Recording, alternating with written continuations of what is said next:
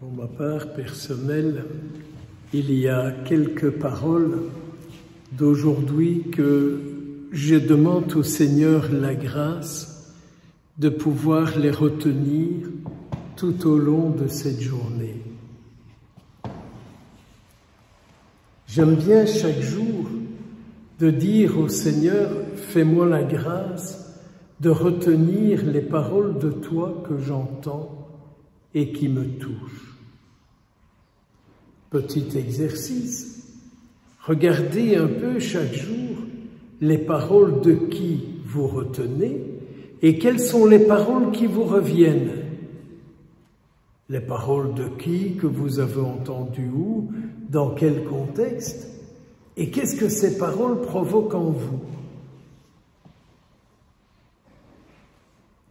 J'aime beaucoup le prophète Jérémie qui dit au Seigneur, « Fais-moi voir la revanche que tu vas leur infliger. »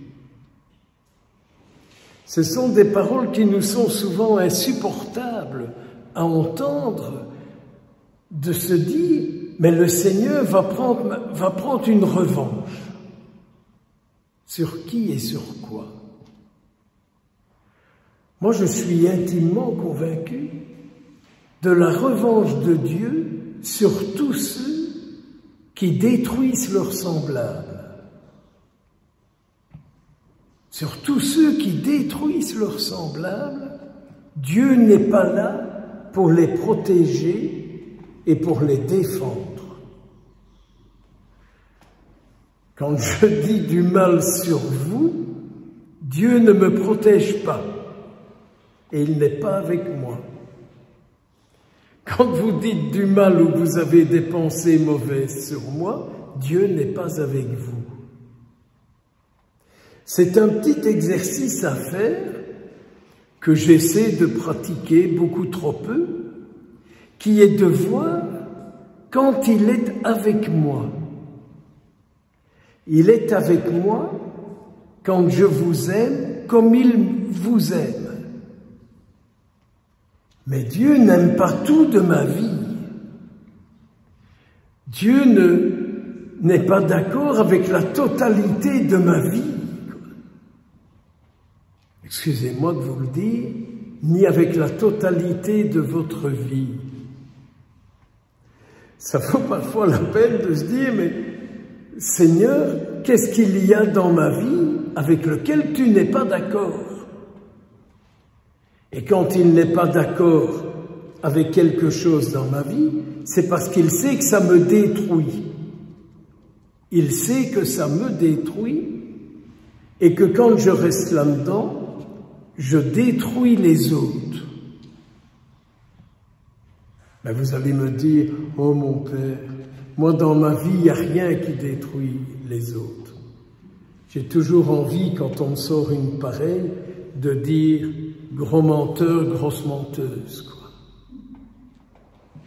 Tu te regardes dans un miroir qui ne te renvoie pas la vérité de ce que tu es, de ce que tu dis et de ce que tu fais.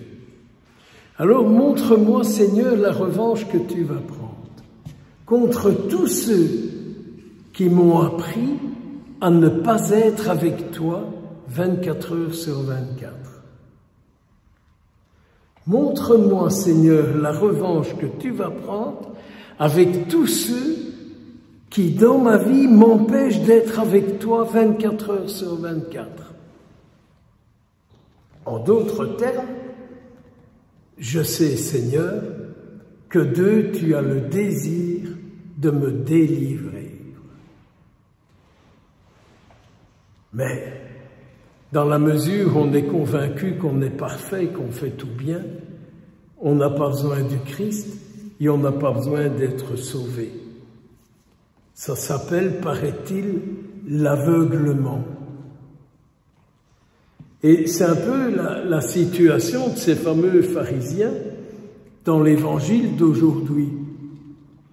Ils ne peuvent pas supporter que les gardes viennent dire « Nous, on n'a jamais entendu parler quelqu'un comme lui et on n'a pas envie de l'arrêter. » C'est très beau. On n'a jamais entendu quelqu'un parler comme lui et donc on n'a pas envie de l'arrêter. Il doit continuer de parler. Et les gens doivent continuer de l'entendre et de pouvoir l'écouter. C'est peut-être aussi une prière que nous avons à faire. Seigneur, que rien n'arrête Jésus en moi, afin que tous puissent l'entendre et l'écouter, car il est le seul à vraiment parler juste. Tiens, petit exercice à faire. Selon vous, qui vous parle juste? Qui vous parle en vérité? Qui a les paroles justes pour vous aujourd'hui?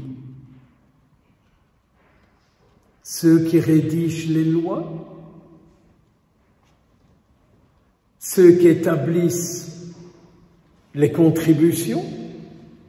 Ceux qui décident des taxes?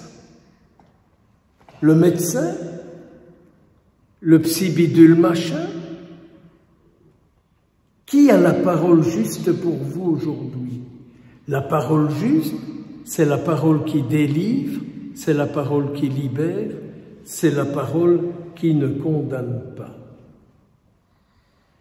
Alors peut-être que vous rencontrez des gens qui vous disent « Ah, vous êtes croyant, mais vous vous laissez mener par ce genre de paroles ?»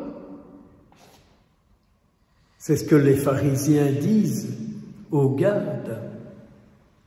Vous vous êtes laissé égarer? Vous vous laissez mener par cette parole-là? Vous avouerez quand même qu'il faut être gonflé pour en sortir des paroles de ce genre-là. Pour terminer, ce petit verset de Saint Luc. Heureux ceux qui ont entendu la parole dans un cœur bon et généreux. Rends mon cœur bon, rends mon cœur généreux, qu'en moi ta parole soit féconde, pour moi, pour nous et pour eux. Amen.